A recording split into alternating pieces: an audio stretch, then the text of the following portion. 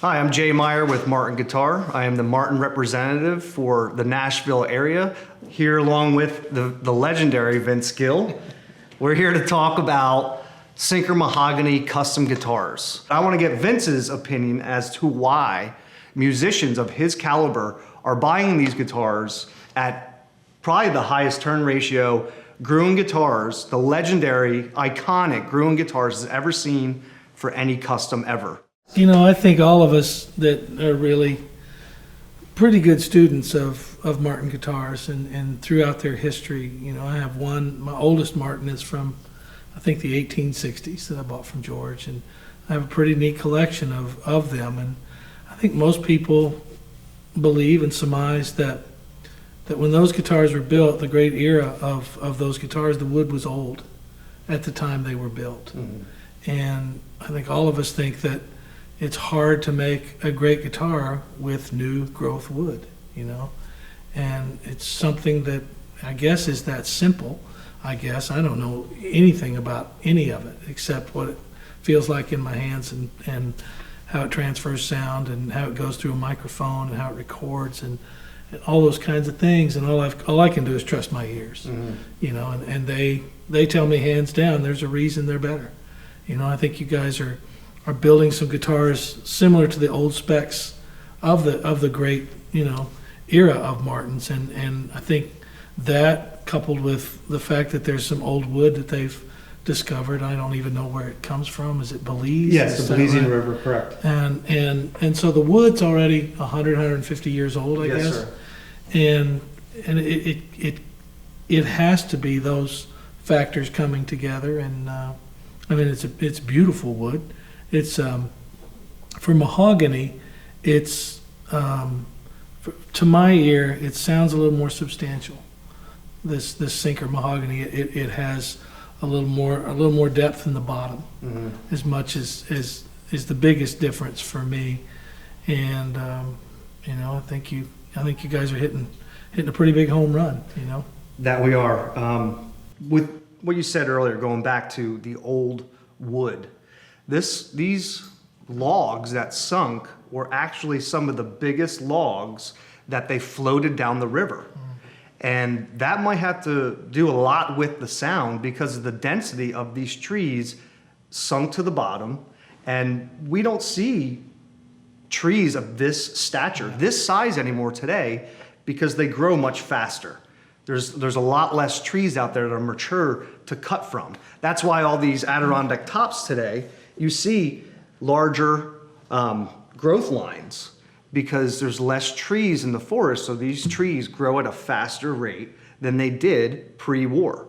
But we would love to hear you play something for us and try to bring to light what you hear and feel when you play something of this magnitude. Well, I think that there's different reasons why something sounds different and sounds great. I think just the fact that these Quados, this is a Quado, 12 fret model, the slot head and all that, but the fact that they're a little more narrow, you know, it's got to have something to do with it. You know, I think oftentimes, I mean, in the 30s, the 18s, the way they were braced is different than the way they were braced in the 40s. Is that correct? Yes. And there's reasons why the 30s D18s are kind of thought to be the best of all things.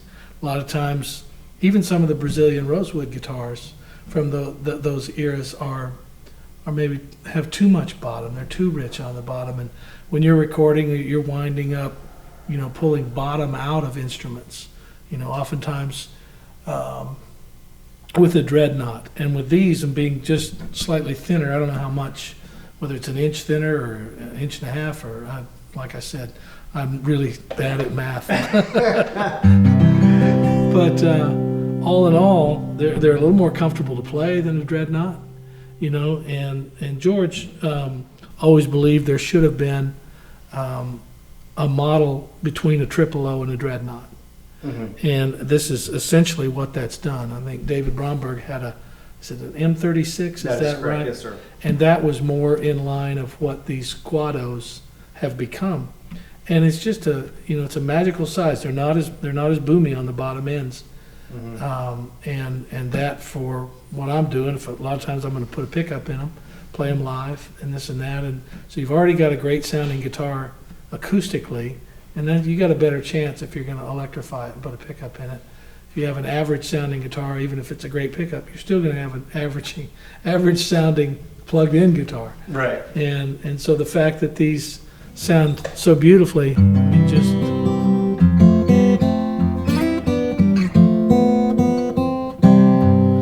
how long the sustain continues, you know, it's still going.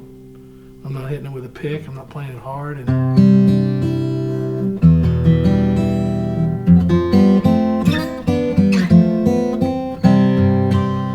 oftentimes I think that these have a beautiful tone.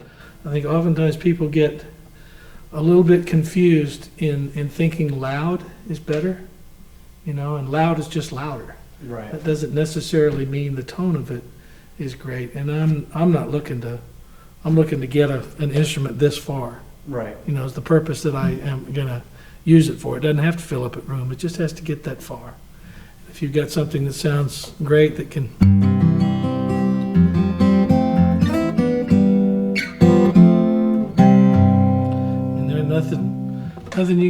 nothing you can argue with right there. It plays great and it sings great. It sounds great, you know. Well, there are more than one design of the Sinkers. We have the classic Dreadnought natural top. Then we also have a Dreadnought 18 with a sunburst. We also have a 4/0 14 fret natural top sunburst. And then what Vince is playing here is the 4/0 12 fret slotted head sunburst. And I like the difference in the 12th fret.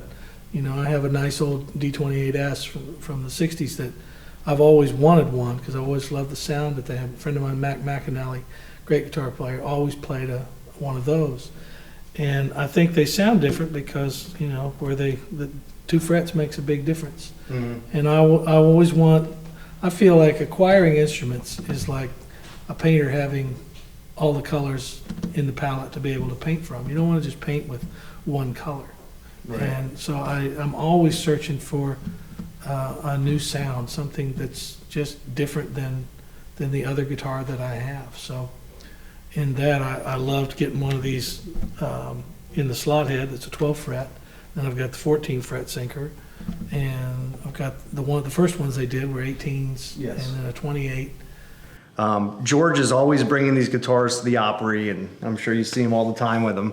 But without Gruhn Guitars and the partnership with Martin, this would not be what it is today with people like Vince Gill and everybody playing them at the Opry now. And we really appreciate you know, bringing them on the road and talking so highly of them. Well, it's I've known George for 42 years. We've been great friends. And I go back to when I first started playing and left home, I found an old pre-war D28 that was in mint condition, and I always wanted an old Martin. You know, I thought if I had one, I'd be a king. Now I have about 60 of them. I've got a habit that's gotten out of hand, and George lives in a nice house because of it. Nothing wrong with that. But you know, I gave away everything I had to get that old Martin guitar. You know, I was 18 years old, and I spent every dime that I had saved for my future, and I just knew I had to have an instrument like that to get started. Yeah. And so I had a job for a couple $100 a week, and that was my future, was the $200 a week that was coming in. But I had a great old pre-war D28, man, and still got it, you know, and recently got to go back to the factory and go see some of the old benches and realize that these were where a lot of my collection of my guitars were made, and pretty sweet. And everybody always makes the statement, it's mighty good for a new guitar. But this is stellar. This is magnificent for a new guitar.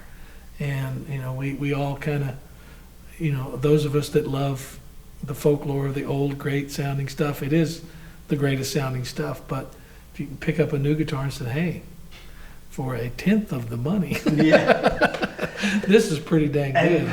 Well, why don't you take us away and play something nice? And we really appreciate your time. For a change. Play something nice for a change.